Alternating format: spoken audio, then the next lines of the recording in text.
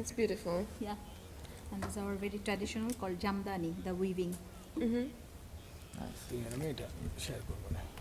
Can I touch it? Yeah, of course. It's lovely. Yeah. It's really, this, It's a half silk, yeah.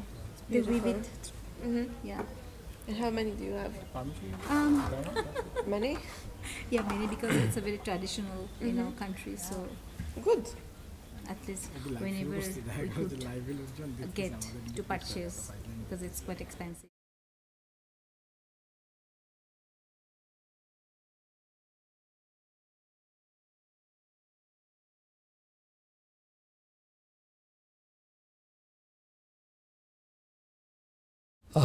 Good afternoon, everyone. Welcome to the 53rd International Film Festival of India in Goa. So, for today's interaction, we have the cast and crew of two films. One is The House with No Name. The second film is Ordinary Failures. So, first we'll play the trailer of House with No Name, and then the trailer of Ordinary Failures, and then we'll have an interaction. Okay. And sorry for the slight delay. We had to accommodate two more requests. So. And thanks to the cast and crew of Birthday Boy and the other film for waiting. Thank you. Self-defense. So can you please play the trailer? কাকার 12 মাসের হাঁপানি বুঝলি ওই জন্য ছেলে বলুন আপনার স্কুলে 5 লাখ টাকা দিয়ে ঢুকেছে এরকম যদি কয়েকদিন চলে তাহলে তো মানুষের প্রাইভেট করা আচ্ছা ওই বেনজিনের কি ব্যবসা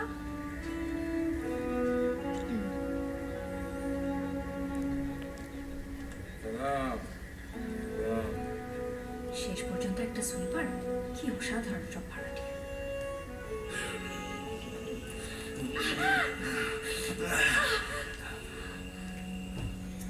আপনার দিনে বাবার পায়খানা হবে আমি তো একটা চাইলেই পায়খানা করতে পারি বাবার রেজাল্ট তো এখনো শিওর আজাদ তোরে ভাষা বলো নায়িকা আছে রে বয়স তো তুমি কি এই জীবনের জন্য বাড়ি ছেড়েছিলে নাকি বাড়ি সাথে বলে এই জীবন বেছে নিয়েছো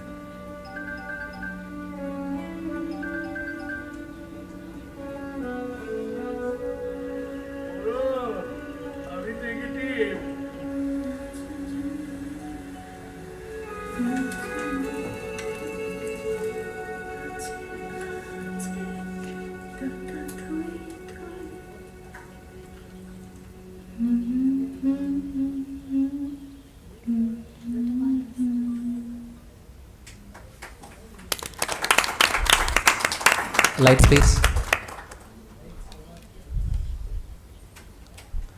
So I'll introduce the guests we have on the dais first. So for the film A House with No Name, it's a Bangladeshi film.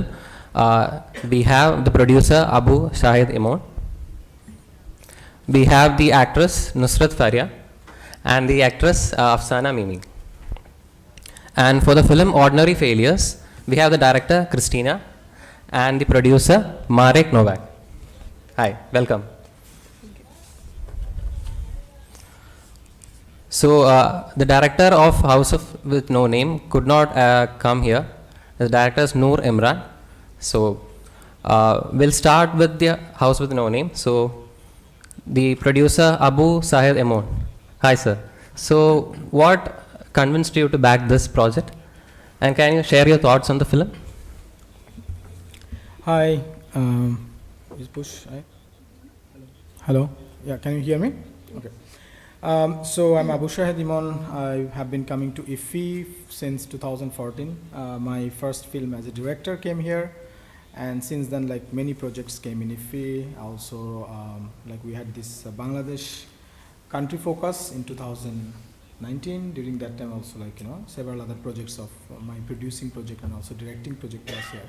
So I have like been a regular to be in IFFI, and I think this kind of film, like when I try to back up or like produce, one thing that always made me interesting to like there are like different diverse type of audience that you have, but within your own country the audience types are the people who grew up with your own cultural landscape. So what happens is that like within that cultural landscape, sometimes you don't reflect your own story. But when the story gets very original and authentic and it travels to the film festival, maybe it's for 200 or 300 people watches multiple, multiple screenings. But I think as a filmmaker, we really get inspired from those 300 or 400 people. I'm sure that every filmmaker who attends in the film festival circuit, they will agree with that, because that gives a very different, because you don't know them, who are the audience. You will never know their names, where they came from, what kind of mental state they were, but like they appreciate or don't appreciate, makes you keeps on going. So this is one of the reasons that I actually kind of like backing up this kind of project. And last year actually my another produced film was in the international competition, and we were like doing press conference in the same room. So I was kind of like recalling the memory, and I'm good to be back here. And I think I back up this kind of project just because in my soul I'm a traveler, and traveling with the thing that you love to do is like always the best thing to do. So basically the film is about a heroine, right, who returns to her childhood home after a long absence. So did the director also get inspired to, with his childhood, and did he try to portray it on the film? Just briefly, so this film we shot right in between the COVID lockdown. So we were like all stuck and we were like suffocated. We thought that we will never be able to make film again. Maybe we'll only make online movies. We were like stuck in that situation. So I remember during the COVID time, I was like suddenly become very health conscious. So every night me and my wife used to go to rooftop for like walking, and we kept on walking for 1 hour or 2 hours. And Nurimran Mitu during that time every day would call me. He knew my walking schedule. He called me and he kept on like telling me this story that like brother, this idea came. I said like, okay. Then I did not notice it for a certain time, but like then one day, actually during walking, I listened to the entire pitch and I said, okay, I'm gonna do this project. And that's how like it started. And then like in between when the COVID lockdown was kind of like, then we kind of like onboarded all the actors. And this is, I think, one of the most ensemble cast that we have actually acquired. Like all the famous actors and actresses from Bangladesh has like really took part. So it's like Nurimran's honest effort of like, showcasing a mother-daughter relationship was the core of it. So the mother and daughter is like sitting and I'm in between. So yeah, it just happened very organically. We didn't plan. We just like, listened to the pitch and then we managed the finances and then like we shot the film. That's how it happened. Okay. So I'll also play the trailer of the other film, Ordinary Failures, and then we'll get into the interaction.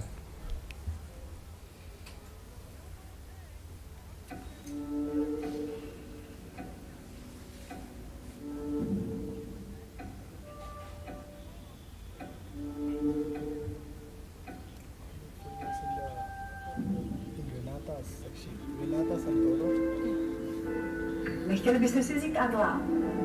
On je taková radši. Venice Critics Weeks? It was in the Venice Critics Weeks? Jdem se s tím klukama, jo? Všechno si vysvětlíme. Žádný stres. Nebyl zpět se dá trénovat líbání. Už se s ním vylíbala. Ne? Ježiši, co to je?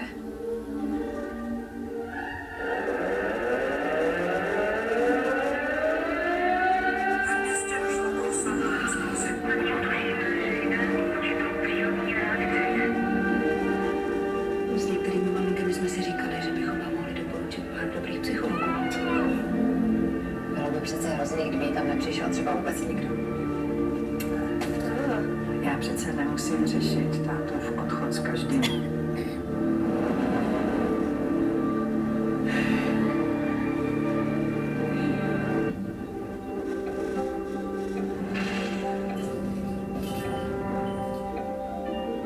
Je to vlastně strašně krásný. To starý končí, co nově ještě neznáme.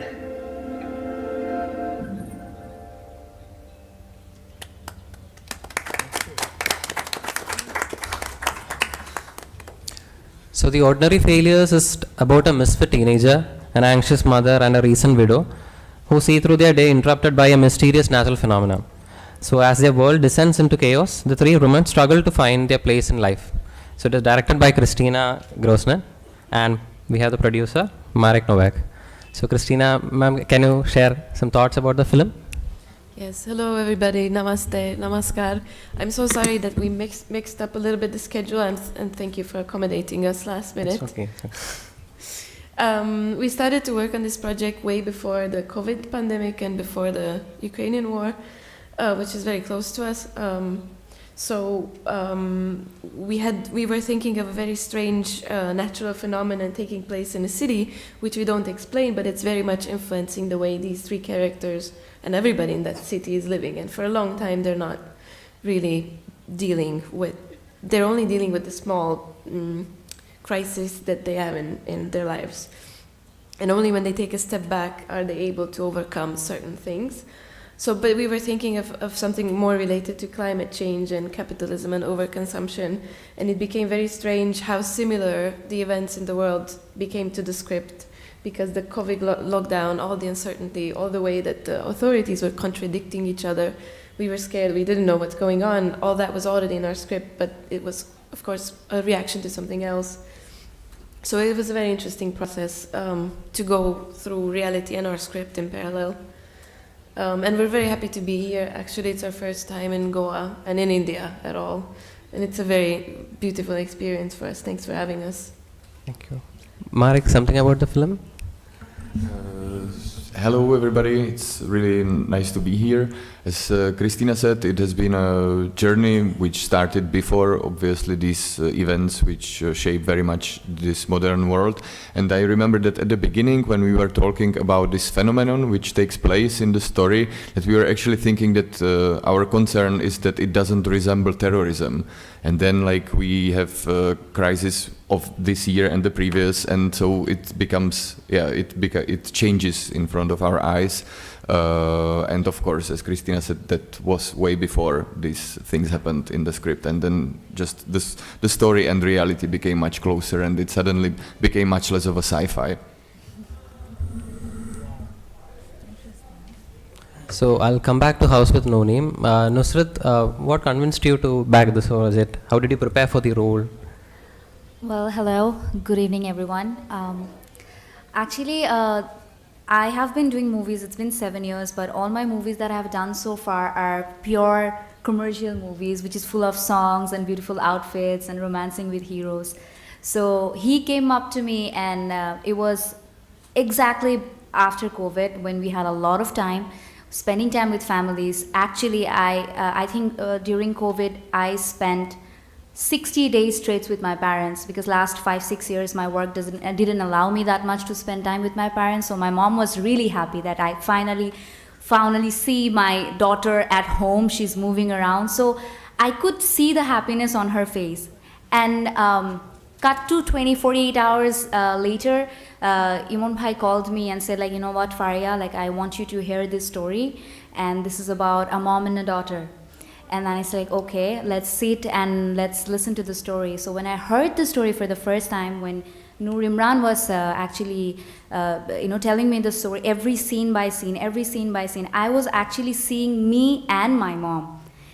Because how we got close during the pandemic, because we had a lot of, we both have a busy schedules and differences in our lives, so we got together under one same roof. And this is about actually the relationship between a daughter and a mom. And sometimes we tend to lose that during our busy schedule, because we are always working, but those emotions are very valuable to us, and that was actually the USP for me signing the movie. And also working with this legend. She's a big legend from Bangladesh, and we grown up seeing her work, and she was the perfect the icon of pretty and beauty, and now she's playing my mom. I was like, I'm not gonna miss this opportunity. So yes, of course. And Afsana ma'am, how was the experience playing the role of the mother in the film? The character was really, really tough to touch, because the crisis was between the mother and daughter, the relationship. But this mother, whose profession is to to abort. Okay, so do abortion for the unexpected children. So it was very difficult, no? At one side, she is destroying a child's possibilities to coming to the world, and on the other hand, on the other side, she is really she has really that craving for to meet her daughter and to embrace her. So it was quite difficult, and yeah, thank you. Of course, to my producer, have that, trust upon me, and Faria. Just add a very small thing, that is Mimi Appa, we call Appa because means sister. So she was not actually working as an actor for quite some time. How long you took a break for? It's almost 18 years.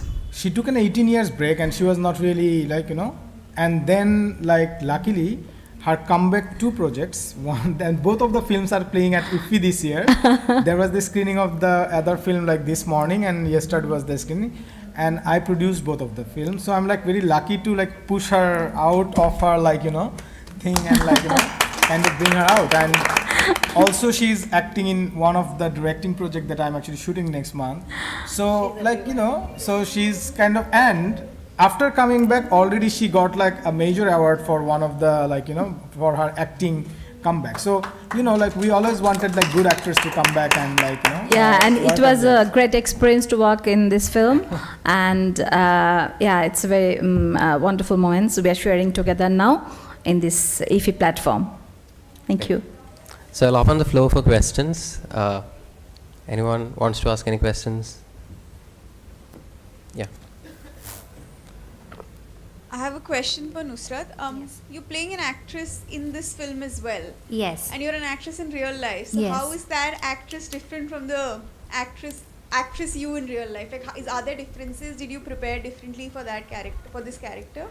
Well, to be very honest, the journey of being an actress is always difficult for a girl who belongs to a conservative country like from Bangladesh, because my background, my family background is like an army family background, and they actually don't approve women or girls to work in this platform. They do allow, but not that open armly. So initially when I started working at the age of 14, I had a lot of fight with my parents, my mom, dad, everyone. I stayed almost out of the house for almost 2 years because I was really passionate about this job. But Bubbly, the character, she also had her own journey in a different way, because being an actress and really working hard towards her passion and surviving in that male-dominating industry, which is our film industry, it is kind of tough. So preparation was different for Bubbly and Faria, but the struggle was similar. So it was very easy for me to connect, and it was very comfortable for me because I could relate to all those scenes when producer was trying to do something with her, when she was walking, somebody was saying her pretty, when she threw the attitude, it was like, oh no, she's not that pretty in real life. So I have experienced those in real life, and Bubbly have experienced those in the film. So I would say my preparation was just reminiscing all the struggle and pain that I have gone through last 12 years. I just showed those on the screen. Thank you. Can you give the mic? Yeah, my question is to Afsana, ma'am. What are the changes now you noticed, because you told there was a huge gap of 18 years. So when in that one, from industry change, what all now, of course, with other than technology, whatever, what are the changes you majorly noticed, and now you are comfortable with what are these changes? How do you feel between earlier and now? Yeah, thank you.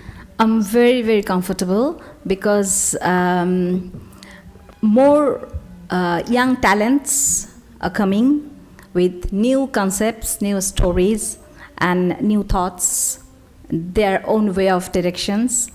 So it's really amazing to work with them. So I did 2 films because I met him as a producer 18 years back. I didn't meet someone like I didn't meet someone like him. So after that, the story I found both in my films, the Pappun and Patalghar, I mean the House of No Names and the Vice and Virtues. So the story was nice, the direction, the way of their thought process, everything was very comfortable for an actor. Because being an actor, I always find the opportunity to get a nice character in a good story and a very good team, accommodative team. So I got everything, and I didn't feel any uncomfortable, experience. I didn't go through any uncomfortable experiences. So I took everything, and actually I've got everything very nicely, and I enjoyed a lot. And after seeing those films, they are continuously inspiring me. Don't take any break. No work, yes. We want you to work more. Yeah, don't take break again. Please keep continuing. So that gives me more inspirations, and I'm very happy. Yeah, and just to add on, for all the three ladies in the panel, yeah, including as a filmmaker, because we lot of heard when there is a woman, especially like season you. Earlier times when it was only a cinema, we did not had much writers for women specific other things. Now with the coming of OTT other things, there was more scope given to women characters or women centric films. So Yeah. I want on this from all the three views on this one. How is today, and with Bangladesh scenario also, and from your perspective. Yeah, thank you. Yeah, there were more male dominated characters previously, I think. Christina should start, I think. Yeah. The man pushed the button, so it's like this. So I come from Hungary. This film was shot in Czech Republic with Czech crew, but the situation is very similar. We're very close to two very close countries. The situation is improving. People want to hear, with such questions, people want to hear that, oh, it's so much better. It's very difficult, and I'm one of the few who actually do this, but there are more and more programs who kind of encourage newcomers, which is really great, because since I'm there doing films, there are other people my age, of my gender, doing films. We're kind of showing younger generations that they can do it. I grew up in a small town on the border between Romania and Hungary. I didn't know any director woman or any film director for that matter, so I didn't know this is a possible career. Therefore, I did it without naming it. So to put it shortly, it's improving, but we still have a long way to go. But I'm happy that I'm able to continue doing what I do. Do you want to push it? Nice.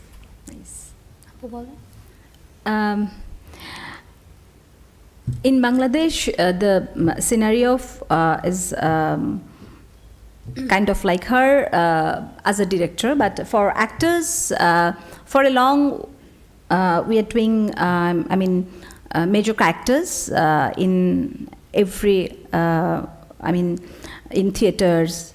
I'm talking about the stage dramas and television projects and films. But of course, besides the commercial but mainstream films, that with the Faria told, that songs and with all things. But this kind of character, what actually I've got in these two films, it's really it's a kind of rare thing, because in the off-track films or art house films, we had many women-based major women characters in those films. So I think I can quote the Shurjo Dighol Bari from the everything. So in Bangladesh, actually, for actors, the situation is, the situation was and is always the same. Yeah. At least for the art house movies and off-track movies. I'm not talking about the commercial films. Well, I will just say a little differently, because working here for the last 7 years and doing all those movies which actually lead by the male heroes, typical superstars were they called, because it's not about the director only, it's also about the producer and also about the audience.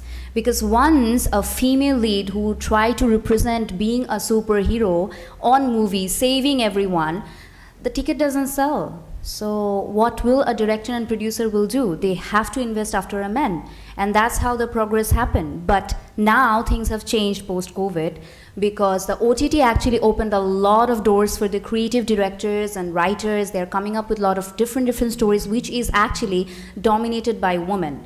So what is happening right now? Everybody is thinking, oh, okay, right now, it's not a superstar is the main hero of the film, the story is the main hero of the film. And that's why they are writing stories like this, like Patalghar. Here we actually don't have a major female superstar cast. It's just like a story which needs to be told.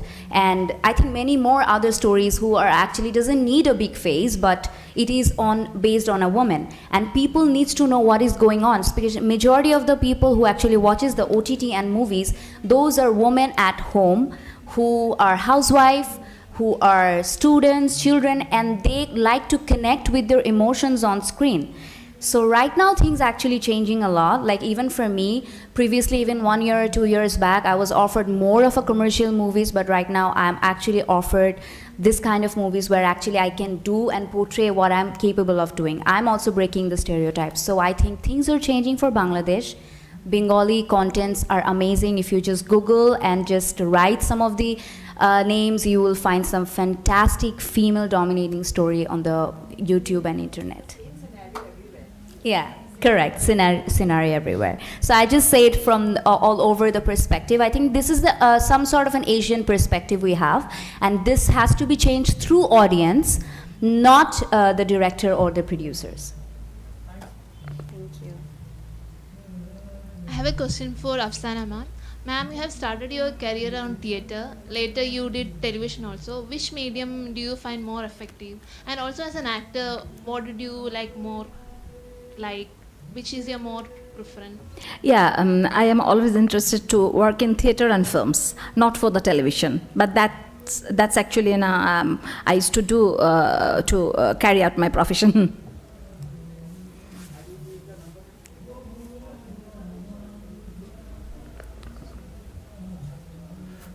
My question is to Marek. So Marek, this is your second outing here, second press conference. 2 of your films are being screened at IFFI Goa. So what is your secret, man? Please let us know. It's a very nice coincidence to have the opportunity to show 2 films, which I don't produce that many films a year that it would be statistically possible and like normal. So it's very exceptional, and it's very the more exciting to be with 2 films with 2 authors. I have spent years of putting together our films and showing them to audiences, and then to have this opportunity to share it with local audiences and realize during the beautiful Q&As and also these discussions, to see the different perspectives of the stories, what are like how we see things and how other people see certain elements of our story. So it's great, and having 2 films makes it not just double, but it rises exponentially the joy. How has the response been like from the Indian audience? I think very active. I feel the Q&As were both very, like the halls were almost full, I think, and most people, or like a lot of people, stay for Q&As, and there is like a very vibrant discussion, which I think we could use for, like in Czech Republic, I think the audiences are much more like colder and like closed, so they don't ask so much, and they're like more like a bit shy. So that's I think very nice here, and I appreciate it. Can I just quickly add something? We thought our film, at least from interactions in Europe, we saw that the film kind of sparks the interest and dialogue in younger people, but here we had most conversations with people 60, 70 plus, and it was great to see them engaged, to have feedback, to discuss things. It was but yeah, I was very pleasantly not surprised because I didn't know what to expect, but yeah, it was nice to see. I have a question for Marek. What is the scenario of Czech movie market? Like, which kind of films are more accepted in the market, like art or commercial, whatever? So I think Ordinary Failures, it's an art house film. If you look at the market with this prism of mainstream or like commercial and art house, and the situation I think for us in Europe is, and in the Czech Republic, is benefiting this kind of films, that we are able to make them with public support. The film is a co-production between Czech Republic, Hungary, Italy and Slovakia. So 4 countries, all of them supporting it with their with the public funds. Then Eurimage, the Council of Europe, funding for exactly co-productions. And there I think it's always like what there is looking for is the content, and I think we need to prove the quality of the content and like prove that there is a intention artistic, and the situation is that we don't need to pay the money back. So then it's not the market is not the number one priority, which has its benefits because then we can do films like this, and of course it shapes differently the feeling and the dialogue with the audiences.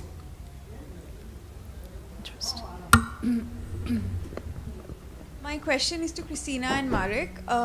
So often films that are directed by women or have female protagonists are usually marketed to a female audience, at least mostly in India. Is that also true for Czech Republic, or is that the strategy for marketing that you will also be going with, or ideally no? Well, the distributor strategy is to market it to women. My strategy is to market it to everybody. But studies do show that in Hungary or Czech Republic, most consumers of culture who actually pay are women 30 to 55, let's say. So basically they are targeting certain content to the people who are going to go watch it, and these are statistically the people who are going to go watch it. And we had a very intense debate over what should we put on the poster, because in the film we have a robotic dog belonging to one of our main characters, and you know, I felt very strongly that we should put that robotic dog on the poster, and they were like, that's a no-go. That's going to creep everybody out. They won't know what it is. Some people think it's a sloth. Some people think it's a tarantula. Let's just let it go and put the faces of the 3 people, which is fine, but then it loses this spark. It loses what makes the film interesting. But then again, people nowadays want to entertain themselves mostly when they go to the cinema, so of course the distributor wants to offer them something easy to decode. So it's an ongoing debate. Yes, we worked with in Czech Republic with our local release. We had a distributor which often works with commercial titles, so their thinking was, I think, more prone to this kind of positioning. But we, like, in the beginning we knew that this is not a commercial, like a local popular comedy, for example. But yes, as Christina said, we had many discussions on this trailer which you saw is the international trailer. We had a different one for the local audience. So yeah, discussions on how to make it very, very simple, including the poster and these communication materials. But to the question, yes, the majority of culture consuming and cinema goers also in the Czech Republic is mostly women. Any more questions? Sir. Yeah, my question is to Christina and Marek. I understand your film itself is titled Ordinary Failures. So can you please tell us how do you distinguish between failures which are ordinary and which are not ordinary, and failures which are extraordinary and which are not extraordinary? You want to start? So that you can take more time to answer these 4 questions. I think I always look at it as a simple contrast of ordinary, like the things which are happening in the film, in the background. The big phenomenon is everything but not ordinary, And the failures, it's up to everybody to interpret it, but I think our characters, they think that they are failing in their everyday lives, and this connection maybe helps them to find a new perspective of themselves. But Christina. Is this a punishment because we were late? No, it's a very philosophical question. It's very hard to answer. I feel my characters, for a very long time, they're failing, and they know they're failing, but they want to be in this little warm water as long as they can. But then things start happening on the outside that kind of force them to take a step ahead. But I think to define failure, you need to define a context, at least for me. I've gotten a similar question before, what is failing in film? For example, it's very hard to say, but I think as long as you kind of try to stay true to yourself, you can't really fail. Perhaps you're not going to make what you wanted to make, or I don't know, achieve what you set out to achieve, but as long as you're aware, you can't really fail. I think you Okay, I'm going to actually say a very simple definition of this. Thank you. Because I think so failure is a word which never happens. It can only happen in present and only can be happened in the past. Okay? You never say that you will fail in future. I mean, you can aware people, but failure, the term, is never in the future. It's always in the past perfect. So you always be in a situation, I'm just saying the ordinary and extraordinary in that context. I haven't seen your film, but I'm sure that if the name. So failure is a thing that you always judge by the context of what is actually the result, end result. So if the result is bad, then you say it's a fail. But if the result is good, then you say it's a pass. So based on the result, you say which is ordinary or extraordinary. He seems to be not getting convinced at all. Not convinced at all. So to add on, the answer which he said, you cannot answer that is only extraordinary failure. Oh. That's why maybe the film called Ordinary Failures, it's fine. I think we failed with our answer. Okay. If there are no more questions. I have a question. Okay. We are just discussing how much time. Okay. We have 2 more films lined up, so. One question for yeah, them also. Yeah. Okay. Yeah. So you say you have the story about a house with no name. What do you think about a film with no name or a person with no name? I mean, what all other entities or identities do you recommend to be having no names? What is the? No, I'm saying he's asking the most thought-provoking, interesting question of please, yeah, please, no, tell. No, the film is titled A House with No Name. Yes. So what I'm asking is, what other entities or people or organizations, or what are the other constructs or entities for which it will be good to have no name? Should we have people with no name? I mean, we name the babies, but should we? At least occasionally, maybe we shouldn't. Or what about organizations? Like we are having this Press Information Bureau written here. Maybe would it be better to have no name? Or even for a film? I mean, we have the film title. Should there be a blank? Actually, this question reminds me of a TV program that we used to see in our childhood. It's called Jatir Bibeker Kache Proshno. It's like you ask the question to the nation's heart. You don't really ask the question to a person. There is no institution or no names are available in this world to answer this no name issue. So we're very sorry. This is a very profound, spiritual question, and the spirit can only answer it. So this is the institution. and very philosophical too. And very philosophical too. See, aren't we giving a mystical? Yeah, of course. No, aren't we giving a mystical picture about philosophy and about spirituality by classifying questions or answers as philosophical and spiritual? As if philosophy is not a part of the mundane daily existence, as if spirituality, as if we are not spiritual. Yeah, in physics, Newton only gets the law when the apple falls from the tree, But in philosophy, there is no apple exist. You exist the apple in the air, in the philosophy, with no names. So, you know, like. No, but I'm just taking 2 more minutes. Your question reminding me a very famous play of Tagore, Rabindranath Tagore, that's called Rakto Korobi. In that play, actually, all the people, they are in a gold mine, so they all have the numbers, no names.